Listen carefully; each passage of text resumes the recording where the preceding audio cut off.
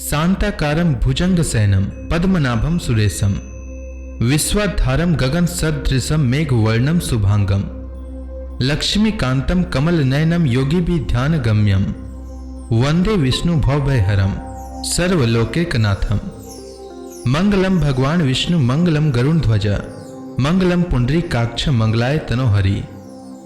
ओम नमो भगवते वासुदेवाय। आज का दिन आप सभी के लिए मंगलमय हो। आज मैं कार्तिक मास की कथा का चौथा अध्याय सुनाने वाला हूँ। शास्त्रों के अनुसार कार्तिक माह में प्रतिदिन स्नान करना चाहिए और भगवान विष्णु, माता लक्ष्मी एवं तुलसी माता की पूजा करनी चाहिए। साथ ही कार्तिक मास महात्म्य की कथा का पाठ अथवा श्रवण करना चाहिए। इससे जन्म जन्मांतर के पाप कर्मों का नाश होता है और घर में सुख समृद्धि का वास होता है। तो आइए श्रवण करते हैं कार्तिक मास की कथा का चौथा अध्याय। राजा पृथु ने देवर्षि नारद जी से कहा, हे नारद जी, आपने कार्तिक मास में स्नान का फल कहा। अब अन्य मासों में विधि पूर्वक स्नान करने की विधि, नियम और उद्यापन की विधि बताइए। देवर्षि नारद जी ने कहा, हे राजन, आप भगवान विष्णु के अंश से उत्पन्न हुए हैं, अतः यह बात आपको ज्ञात ही है। फिर भी आपको यथाचित विधान बतलाता हूं। आश्विन माह में शुक्ल पक्ष की एकादशी से कार्तिक के व्रत करने चाहिए। ब्रह्म मुहूर्त में उठकर जल का पात्र लेकर गांव से बाहर पूर्व अथवा उत्तर दिशा में जाना चाहिए। दिन में या सायं काल में कान में जनेऊ चढ़ाकर पृथ्वी पर घास बिछाकर सिर को वस्त्र से ढककर मुंह को भली भांति बंद करके थूक व सांस को रोककर मल मूत्र का त्याग करना चाहिए। तत्पश्चात मिट्टी व जल से भली भांति अपने गुप्तांगों को धोना चाहिए। उसके बाद जो मनुष्य मुख शुद्धि नहीं करता उसे किसी भी मंत्र का फल प्राप्त नहीं होता है। अतः दांत और जीभ को पूर्ण रूप से शुद्ध करना चाहिए और यह मंत्र का उच्चारण करते हुए दातुन तोड़नी चाहिए।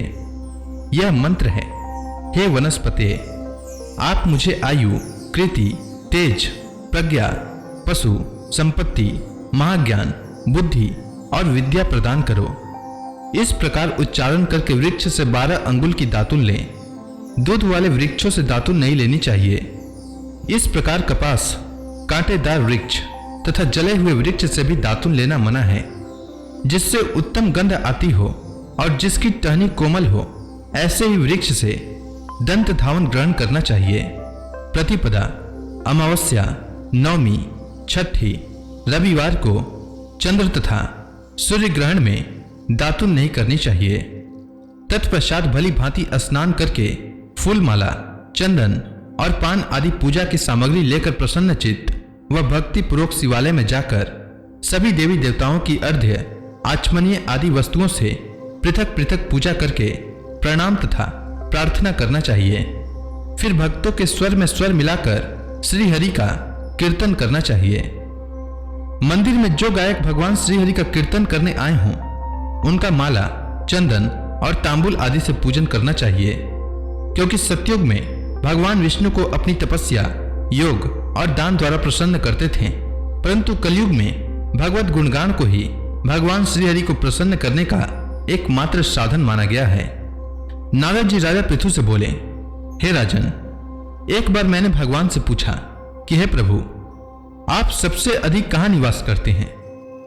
इसका उत्तर देते हुए भगवान ने कहा, हे नारद, मैं वैकुंठ या योगियों के हृदय में ही निवास नहीं करता, अपितु जहां मेरे भक्त मेरा कीर्तन करते हैं, मैं वहां अवश्य निवास करता हूं। जो मनुष्य चंदन माला आदि से मेरे भक्तों का पूजन करते हैं, उनसे मेरी ऐसी प्रीति होती है जैसी कि मेरे पूजन से भी नहीं हो सकती। नारद जी ने फिर कहा, शिरीष, धतूरा, गिरजा, चमेली, केसर, कंदार और कटहल के फूलों से व चावलों से भगवान विष्णु की पूजा नहीं करनी चाहिए। अटहल, कंद, गिरीश, जूही, मालती और केवड़ा के पुष्पों से भगवान शंकर की पूजा नहीं करनी चाहिए। जिन देवताओं की पूजा में जो फूल निर्दिष्ट हैं, उन्हीं से उनका पूजन करना चाहिए। पूजन समाप्ति के बाद भगवान से क्षमा प्रार्थना करनी चाहिए, यथा, हे सुरेश्वर, हे देव, न मैं मंत्र जानता हूं न क्रिया, मैं भक्ति से भी हीन हूं। मैंने जो कुछ भी आपकी पूजा की है उसे पूरा करें। ऐसी प्रार्थना करने के पश्चात साष्टांग प्रणाम करके भगवत कीर्तन करना चाहिए, श्री हरि की कथा सुननी चाहिए और प्रसाद ग्रहण करना चाहिए। जो मनुष्य बताए हुए विधि के अनुसार कार्तिक व्रत का अनुष्ठान करते हैं वह जगत के सभी सुखों को भोगते हुए अंत में मुक्ति को प्राप्त करते हैं। नारद जी ने आगे कहा, जब 2 घड़ी रात बाकी रहे तब तुलसी की मृत्तिका, वस्त्र और कलश लेकर जलाशय पर जाएं। कार्तिक में जहां कहीं भी ठंडा जल जलाशय में मौजूद हो वहां पर स्नान करना चाहिए। गर्म जल की अपेक्षा ठंडे जल में स्नान करने से 10 गुना पुण्य होता है। उससे 100 गुना पुण्य बाहरी कुएं के जल में स्नान करने से होता है। उससे अधिक पुण्य बावड़ी में और उससे भी अधिक पुण्य पोखर में स्नान करने से होता है। उससे 10 गुना झरनों में और उससे भी अधिक पुण्य कार्तिक में नदी में स्नान करने से होता है। उससे भी 10 गुना पुण्य वहां होता है जहां 2 नदियों का संगम हो, और यदि कहीं 3 नदियों का संगम हो तब तो पुण्य की कोई सीमा नहीं होती। स्नान से पहले भगवान का ध्यान करके स्नानार्थ संकल्प करना चाहिए। फिर तीर्थ में उपस्थित देवताओं को कर्मशः अर्घ्य, आचमनीय आदि देना चाहिए। अर्घ्य मंत्र इस प्रकार है, हे कमलनाथ आपको नमस्कार है, हे जलसाई भगवान आपको प्रणाम है, हे ऋषिकेश आपको नमस्कार है। मेरे दिए अर्घ्य को आप ग्रहण करें। वैकुंठ पर्याप्त था बद्रिकाश्रम में जहां कहीं भगवान विष्णु गए वहां उन्होंने 3 प्रकार से अपना पांव रखा था। वहां पर ऋषि वेद यज्ञों सहित सभी देवता मेरी रक्षा करते रहे। हे जनार्दन, हे दामोदर, हे देवेश आपको प्रसन्न करने हेतु मैं कार्तिक मास में विधि विधान से ब्रह्म मुहूर्त में स्नान कर रहा हूं। आपकी कृपा से मेरे सभी पापों का नाश हो।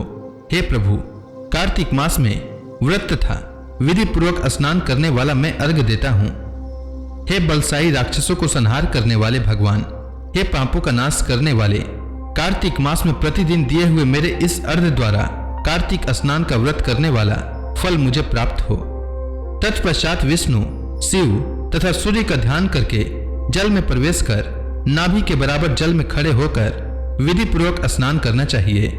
गृहस्थी को तिल और आंवले का चूर्ण लगाकर तथा विधवा स्त्री व यति को तुलसी की जड़ की मिट्टी लगाकर स्नान करना चाहिए।